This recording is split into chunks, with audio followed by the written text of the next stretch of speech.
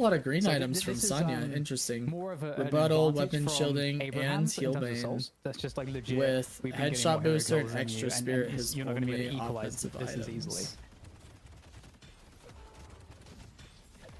Furnace getting a lot of early farmers. Rush the green spike, so once he gets this Headhunter online, the Headhunter is not only going to heal pretty significantly since it offers a percentage-based heal, but this Inferno's going to be really tough to bring down. You can see he was already topping the hero damage we saw on the pause screen for Dang, his Drifter team. getting Mid-Guardian, burnt not up long for right this now. row. Mirage will pick that one up. Maybe Mirage went a little just bit deep on the last melting. dive, but this hero still a huge problem right now in the game. And really, I mean, that's not when we expect Mirage to be so strong, right? Like on release, he was so dominant on the lane, but now we usually think about him more in the late game, but I guess I'll have to wait for that as he does go down to the REM sleep.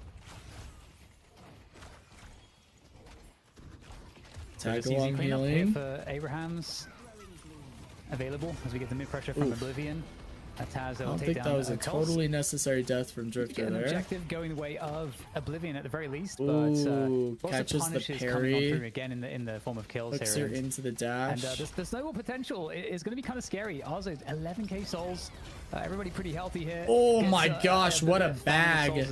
800 bags sub 10 minutes. Pretty deep Geist positioned for the bridge buff. That'll be really big for her solo farming because she's at 11k plus a bridge buff. She's going to be dominant pressuring. And it's a vitality buff.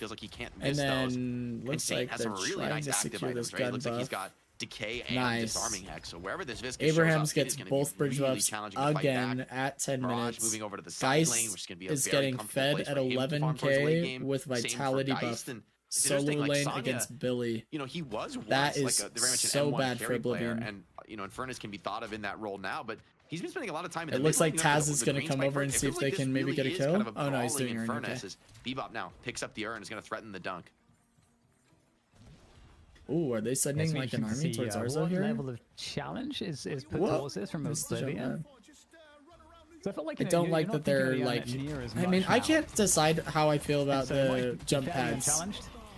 So for me, them taking away the jump pads, I can't tell if that's like but Cube comes in, gets the save. they should probably be. Calico's going for the kill, but I'm a little bit Okay, scared how about can it. I If articulate he's able to this? get that heal off the wave, it'll be a big deal. Maybe if the ult connects though, that should just barely be enough damage. The heal's still coming through for guys, turning this into a brawl, but it feels like Calico with this cold snap coming off Okay, cooldown, cold front rather. what I'm coming off trying to say cooldown is, I was watching the fight. gonna I was feel so pretty nice involved kill in to how find Arzo this was going to do that. early in the game, especially considering the comeback souls that Does it Oblivion are working require with. more skill from Gonna get individual Rift, coming online players as to well. have less jump pads Is that around right the side? map because it requires better it is. stamina usage and pathing? Furnace Or beelining for it. He's really is built it for a this nerf moment, I think, to in terms of map the strategy knowledge he's gone for, very and much skill ready to hit a power beat maximize here and now. stamina while Bebop with the utilizing max jump uppercut, too. pads? He's gone for a And it Russian requires X on that more skill. skill He's from the player very to have tanky the with jump life pads steal around the map. that provides. You can see the value in Furnace. I mean, he gets pretty much full gone on here and still has about half Because HP I to think work with. maybe I just like having the jump pads on the map because I think it's a fun mechanic, and having them around the map just makes it finding it out for this one more fun to like rotate around the map and stuff. But not so great for Abraham. maybe it doesn't require as much skill expression as well. So actually from like the Rift will get secured the here for Oblivion. players. So Okay, maybe it's a Men in good Black spawn change in, because and the generally I comeback, want look how many of changes them to there be are. in There's a favor real of the opportunity highest for level a of play of the heavy game, counter push. right? Abraham's Like balance the such a game confident towards the start to best the game, and now players the punish is because everything coming else in. can literally boil down Lot to a of skill impact issue, felt in that right? fight. Like don't change Look the how game fast to make that it easier for new dies in a players second. necessarily. I mean, I'm really curious to see how Because those troopers then go. the There's a highest heavy rated players defense are here going to of so start many to get players. bored They hit the because the Bebop game's ult starting there. to I don't get think this is an cheesy. overreaction. I think you need this. Like making new players just get Yeah, better what's at the interesting game. is that it was a complete pullback from Oblivion. They decided not to kind of put that anything make behind sense? that, which And I can't tell if removing jump pads what are your thoughts is on that, in the Jim? right I mean, direction I or think not. it- I there think would I be just no way like to deal jump with it. pads, so I don't like they seeing would- them constantly there's removed. no counter to that, But right, maybe in it terms of does clearing the require wave. more So skill I think they're- expression maybe because they're now you smart have to to not use commit more on that stamina, particular case, and pathing. maybe that's another reason why you Advanced feel like movement Bebop could feel tech, like a good like, pick this patch, even without. I don't know if there were any changes to Bebop. If they were, they're pretty minor. Like edge boosting, etc. But that laser, one of the best anti-pushing tools in the So game. maybe and it is like might have to good deal with and those what heavy I push scenarios want more often than overall, recently. but like, yeah, bandwidth But got he's stuck caught in in the closet. such a bad spot there. Yeah. I mean, some recovery was certainly had. I think As here for long as they Oblivion, I don't think remove it's the fair to say, vent in 7K lane that go souls to buff, behind, I'm it's not fine with insane. it. But the first one in the jungle that got removed has At this messed me point in up the game, once we or do have this twice. counter push coming onto the left side Walker. It does seem like there Yeah, could be there's trouble though, several together that have coming been in from the removed side. that are I kind think of with Shiv, this freaking is me like out. such a good spot to get some kills. The to ones convert. away from And that doubles Walker is not changes going everything to about invading take too much doubles. damage here, I don't think. But there is a lot behind this push from Oblivion, so we'll see what they can do with it. I don't know. Maybe they're good changes. Maybe some pro players would be able to give me some more insight on it.